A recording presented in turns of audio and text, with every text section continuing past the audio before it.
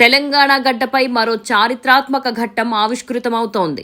ప్రజా పక్షపాతిగా, తెలంగాణ ఆడబిడ్డగా అందరి గుండెల్లో చెరగని ముద్ర వేసిన కల్వకుంట్ల కవిత నేడు ఒక నూతన రాజకీయ ప్రస్థానానికి శ్రీకారం చుట్టారు. ఔటర్ రింగ్ రోడ్ సాక్షిగా తరలివచ్చిన ఈ జనప్రవాహం ఆమె నాయకత్వంపై ఉన్న అచంచలమైన నమ్మకానికి నిదర్శనం.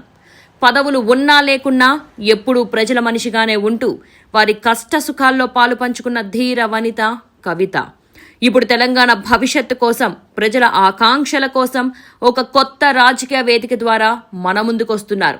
ఈ రోజు సాగుతున్న ఈ భారీ ర్యాలీ కేవలం ప్రదర్శన మాత్రమే కాదు, ఇది ఒక నిశ్శబ్ద విప్లవం.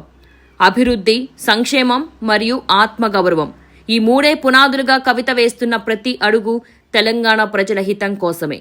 పాత కొత్త తరం నాయకులను కలుపుకుంటూ ఒక స్పష్టమైన విజన్తో ముందుకు సాగుతున్న ఈ కొత్త పార్టీ రాష్ట్ర రాజకీయాల్లో ఒక కీలకమైన మార్పుకు వేదిక కాబోతోంది. నిరంతరం ప్రజల కోసం ఆలోచించే నాయకత్వం, తెలంగాణ అభ్యున్నతి కోసం పరితపించే వ్యక్తిత్వం. కవిత నాయకత్వంలో ఈ నూతన ప్రయాణం దిగ్విజయం కావాలని ఆకాంక్షిద్దాం.